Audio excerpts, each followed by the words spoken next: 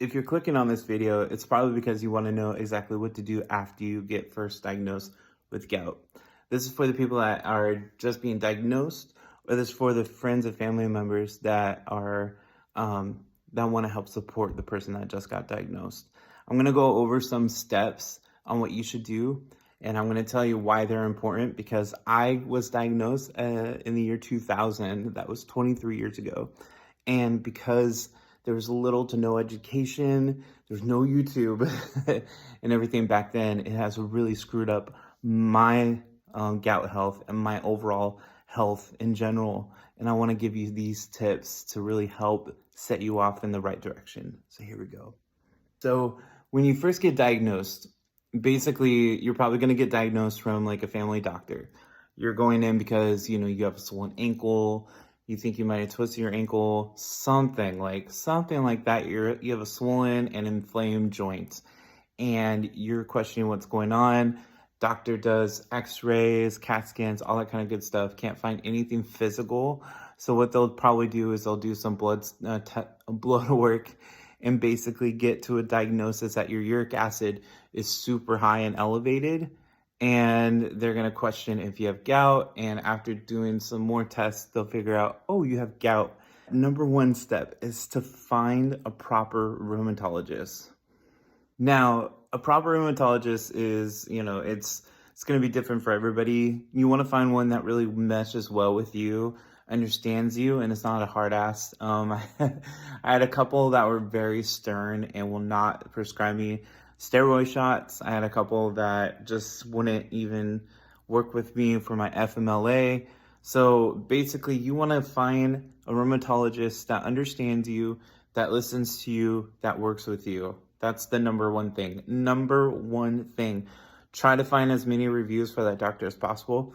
Talk to people that actually have them as a rheumatologist, and if they recommend them, perfect. Go forward with them.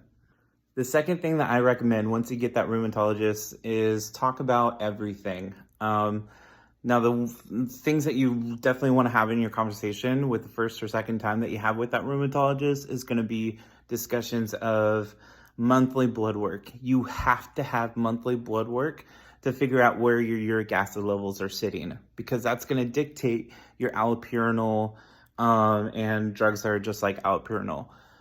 Because you don't want to stick with 300 milligrams of allopurinol for the rest of your life. If your uric acid levels are sitting well above 10 and you're at 300 milligrams, it's not going to do a thing. They probably want to up it to like 500 milligrams, something like that. So you want to have blood work done once a month and be diligent about that. Trust me. Second thing that you want to talk about is if you are working, if you're above the age of 18 years old, you want to talk about the possibility of getting FMLA. Now, if this is your very first time seeing a rheumatologist and you need FMLA because you've been there for more than a year at your job, then it might take a second rheumatologist appointment to basically get that going. But you want to talk about FMLA so that way it covers your butt at work. Trust me. That is one thing that you want to just get out of the way. Just bring it up and ask them, hey, what are my options for getting FMLA started at work and getting it approved by you and all that kind of good stuff. You guys will go through your own path. Third thing that you probably want to talk about is your diet plan. So you want to be fully 100% honest with the doctor and tell them exactly what you eat and what you drink. If you're drinking alcohol, more than likely they're going to ask you to stop or reduce it. If you're drinking a lot of Coke, that's my vice. That is the hardest thing to get, to kick, because it's caffeinated, brown gold for me. It's just like, it tastes so good. But if you're drinking a lot of Coke, you want to kick that. You just want to be honest and truthful with your doctor. Tell them everything that you eat and drink on a daily basis, so that way you can figure out a path and a diet plan that's going to work for you. A vegan diet might work for some, whereas a Mediterranean diet might work for others. And what you also want to use is the words purines, and how it breaks down within the liver and kidneys. So That's a conversation that you want to have with them. When I was diagnosed in the year 2000, there was really nothing on the internet that really helped doctors in regards to people that were getting diagnosed below the age of 40. There was nothing. And family doctors barely knew anything about gout in terms of treating it. And I don't mean to dock anything about, doctors in the 2000s, but it was a bad experience for me. If I would have had a doctor that actually referred me to a rheumatologist, if I would have had a doctor that went the extra mile, that would have been incredible. But I didn't, and that screwed up my health for the long run. These are things that you want to keep an eye out for, and bring these up to your rheumatologist or your doctor. I created tophi within my body. By the time I was 19, I got diagnosed at 13. By the time I turned 19, I had tophi all over my body.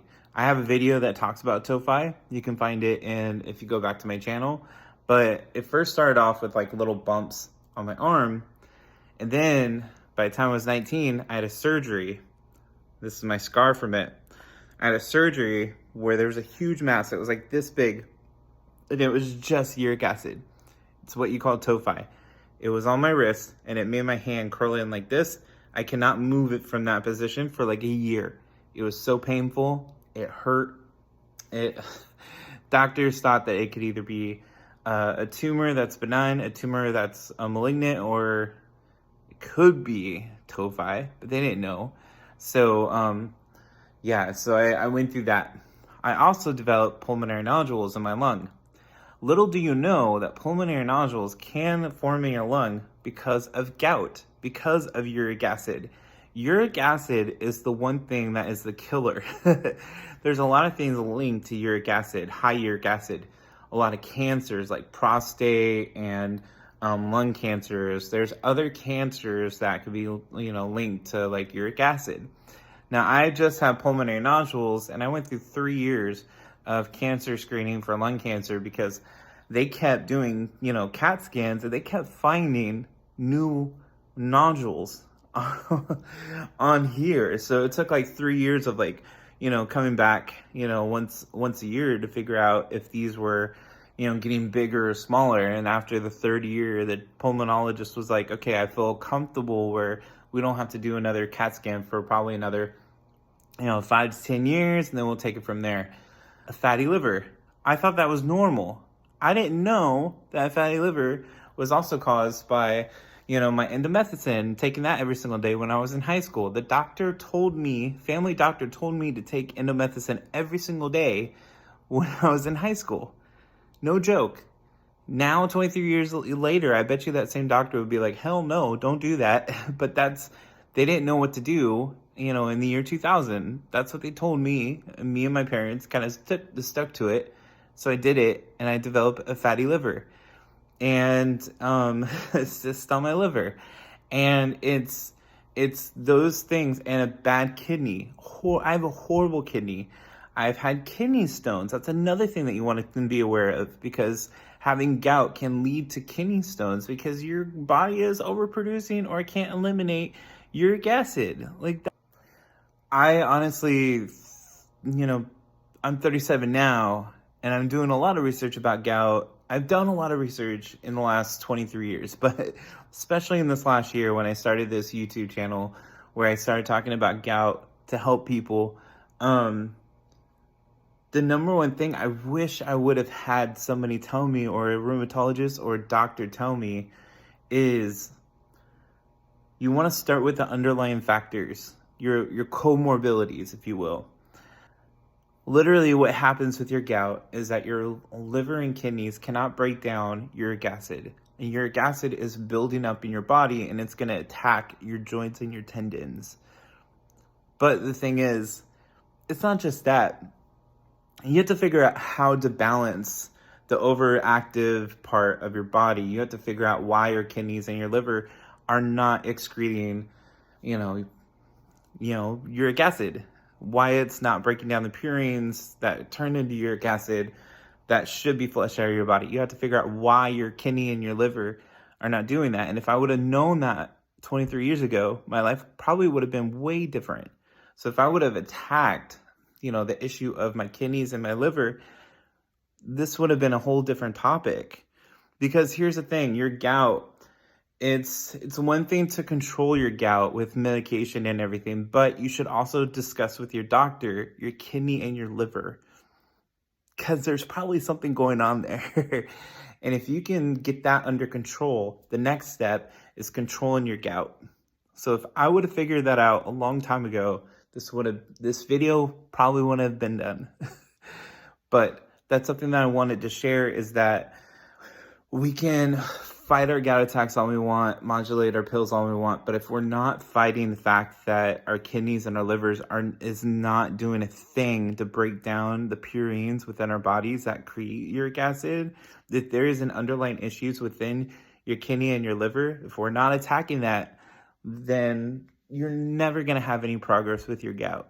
So that whole entire thing with like having an alkaline, pH balance kind of with your body, there is some grit to it. When people mention that, I mean, there is some validity to that. Those are the main things that you definitely want to keep. Let me recap real quick and then I'll end the video. Basically, the number one thing is get a rheumatologist. Second thing is have a conversation with them, overshare. Be brutally honest. You want to make sure that by the time that you leave your rheumatologist, they have your back and they know you. Like, they know your eating habits. They know your diet. They know if you have if you have any tophi anywhere in your body, let them know. Talk about blood work, once a month. Modulate your prescriptions to refer back to your blood work. Because you don't want to stay at 100 milligrams or 200 milligrams of allopurinol if, your body is like above a 10 or below 5 with uric acid, levels.